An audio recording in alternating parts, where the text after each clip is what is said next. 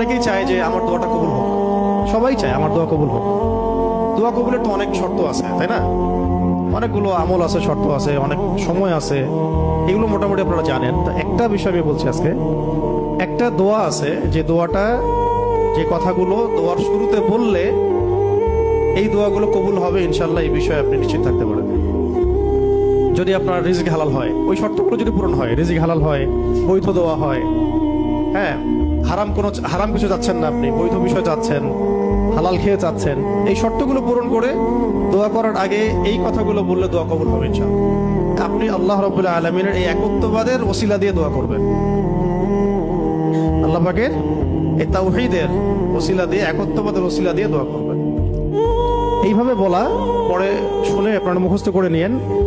দোয়া করার আগে আল্লাহ পাকের প্রশংসা করা, আলহামদুলিল্লাহটাও আল্লাহ পাকের প্রশংসা, এবং রাসূল সাল্লাল্লাহু আলাইহি ওয়াসাল্লামের প্রতি দরুদ শরীফ পড়া একবার, অন্তত একবার, চাইলে আপনি অনেক পড়তে পারেন। এরপরে যে বিষয়টা আপনি চাচ্ছেন তার আগে বলা যে আল্লাহুম্মা ইন্নী আসআলুকা, আল্লাহুম্মা ইন্নী আসআলুকা বিআন্নী, আগে বলে নেই, আল্লাহুম্মা ইন্নী আসআলুকা বিআন্নী আশহাদু আন্নাকা আনতাল্লাহ লা ইলাহা ইল্লা আনত আল আহাদ as-সামাদ الذي لم يلد ولم يولد ولم يكن له كفوا احد। সূরা ইখলাস যে জানে সে এটা সহজেই বলতে পারবে।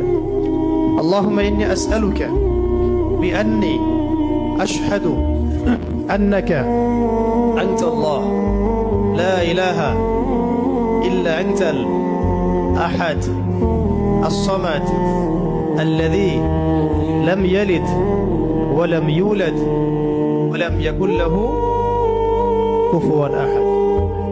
এরপরে